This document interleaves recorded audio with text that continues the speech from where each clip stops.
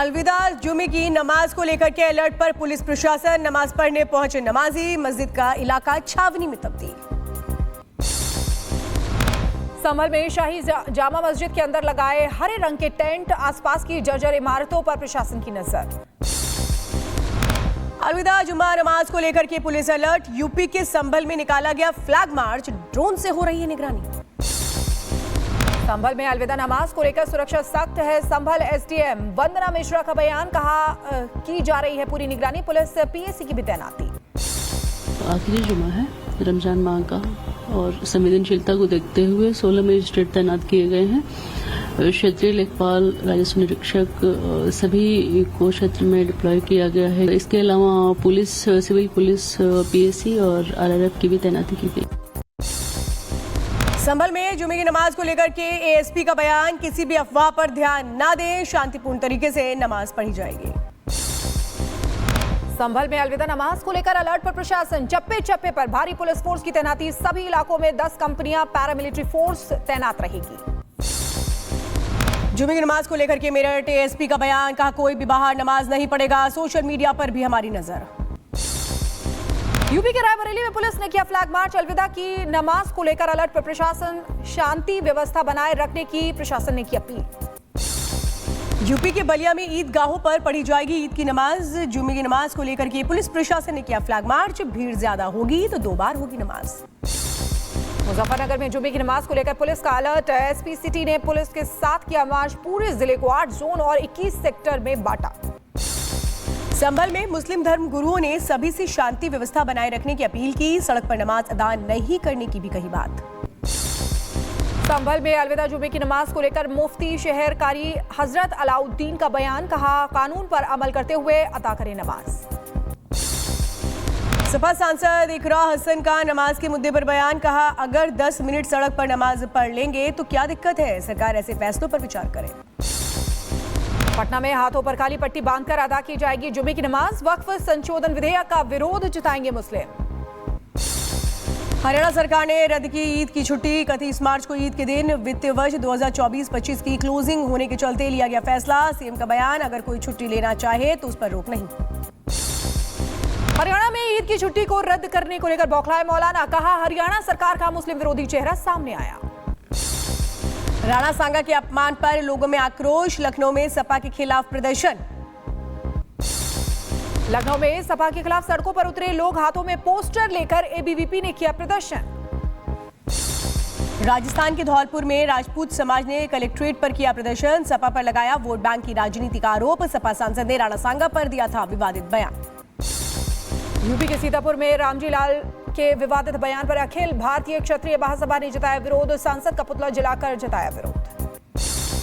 UP के रायबरेली में करनी सेना के सदस्यों ने फूका रामजी लाल का पुतला। राणा सांगा पर अभद्र टिप्पणी को लेकर गिरफ्तारी की मांग। यूपी के बलिया में क्षत्रिय समाज ने रामजी लाल के खिलाफ जमकर विरोध प्रदर्शन किया। सांसद का पुतला फूंककर जताया विरोध। मुजफ्फरनगर में महाराजा संग्राम सिंह के खिलाफ टिप्पणी को लेकर प्रदर्शन। तहसील परिसर में प्रदर्शन। अखिलेश यादव को पार्टी से निकालने की कही बात। राजस्थान के भीलवाड़ा में राणा सांगा पर टिप्पणी को लेकर रामजी लाल के खिलाफ लोगों में गुस्सा। राजपूत समाज ने किया प्रदर्शन। बहराइच में सपा सांसद रामजी लाल सुमन के आवास पर हमले को लेकर विरोध प्रदर्शन। करनी सेना ने राणा सांगा पर दिए बयान पर की थी माफी की मांग। राज्यसभा में सपा सांसद रामजी लाल सुमन के बयान पर जोरदार हंगामा। सभापति ने कहा इतिहास पर टिप्पणी करना सही नहीं है। राणा सांगा एक वीर योद्धा थे। उन्होंने सपोर्ट कर रहे हैं उनको। उन्होंने राणा सांगा को जानबूझ करके दलित समाज से जोड़ करके दलित का मुद्दा उठा करके राणा सांगा को दोबारा अपमानित किया है। हंगामे के बीच बोले मल्लिकार्जुन खड़गे, कहा देश के लिए लड़ने वालों का करते हैं सम्मान, तोड़फोड़ कर कानून को हाथ में लेना कहां की व्यवस्था। कोई भी सदस्य हो, चाहे वो दलित हो, स्वर्णीय हो, दूसरा कोई भी हो, लेकिन क्या आप कानून अपने हाथ में लेके उस सदस्य का घर बर्बाद कर सकते हो? और एमपी की सुरक्षा होना चाहिए। पीयूष गोयल ने सपा नेता रामजी लाल पर साधा निशाना, कहा रामजी लाल का बयान निंदनीय है, उन्होंने देश के वीरों का किया अपमान। रामजी लाल सुमन जी ने कहा है वो इतना निंदनीय है, इतना बेशर्मी का वाक्य है, इतना ज्यादा घोर उन्होंने अपमान किया है देश के वीरों का। सपा नेता के बयान पर बढ़ा घमासान। किरेन रिजिजू ने कहा ये जाति का विषय नहीं, इस मामले को जाति से जोड़ना गलत, हम हिंसा का नहीं करते समर्थन। हम लोग आपका स्टेटमेंट को ऑब्जर्वेशन को एंडोर्स करते हुए विशेष करके जो इंडी गठबंधन है कि नेता कांग्रेस पार्टी को भी मैं अनुरोध करता हूं, आप भी खुले तौर पर ऐसे स्टेटमेंट को खंडन कीजिए। और चेयरमैन साहब ने जो ऑब्जर्वेशन किया है, कोई भी रीजन कोई भी जाति का नेशनल हीरो को अपमान नहीं करना चाहिए, देश में भी और इस सदन में भी। राणा सांगा पर विवादित बयान को लेकर डॉक्टर राधा मोहन अग्रवाल ने कहा अपने बयान पर माफी मांगे रामजी लाल सुमन, उन्होंने राणा सांगा को अपमानित किया है। जब तक अब रामजी सुमन जी और कांग्रेस पार्टी दोनों खड़ी होकर के अपने स्टैंड पर माफी नहीं मांगेगी, हम इस मामले को समझौता नहीं करने जा रहे। बीजेपी सांसद एसपी बघेल ने रामजी लाल के बयान को बताया बेहद घटिया। कहा हिंदुस्तान के इतिहास में घटिया बयानों में होगी रामजी लाल के बयानों की गिनती। राणा सांगा पर दिए गए बयान को बीजेपी सांसद कंगना रनौत ने बताया बांटने की साजिश। कहा एक दूसरे के बीच नफरत की भावना पैदा करने की कोशिश। स्वतंत्रता सेनानी या एक तरह कह लीजिए कि वो हमारी बहुत बड़ी धरोहर है, तो उनका इस तरह से अपमान करना, आए दिन कोई ना कोई इस तरह से एजेंडा चलाना और देश में ये प्रतिक्रिया लाना, ये क्रोध की और ये एक मनमुटाव की और काटने की या बंटवारा करने की ये जो भावना हमेशा लाते रहना, ये बहुत ही गलत बात है। दिल्ली के मुस्तफाबाद का नाम बदलने के लिए विधानसभा में आएगा प्रस्ताव। बीजेपी विधायक मोहन बिष्ट प्रस्ताव करेंगे पेश। नाम बदलकर शिव विहार हो सकता है। सभी लोगों की, RWH के लोगों की, सभी धार्मिक संस्थाओं की, सबकी एक ही डिमांड है, मुस्तफाबाद विधानसभा का नाम बदल करके शिव विहार कर दिया जाए। प्रधानमंत्री आयुष्मान आरोग्य योजना को लेकर जेपी नड्डा का बयान। कहा ये योजना दुनिया की सबसे बड़ी स्वास्थ्य आश्वासन योजना है। दिल्ली पुलिस ने केजरीवाल के खिलाफ FIR दर्ज की। कोर्ट के आदेश पर दिल्ली पुलिस ने दर्ज किया केस। 18 अप्रैल को होगी सुनवाई। किरेन रिजिजू का सोशल मीडिया साइट एक्स पर पोस्ट लिखा हमारे देश को बांटने का झूठा प्रचार बंद करें, वक्फ बिल में है आवश्यक सुधार की जरूरत।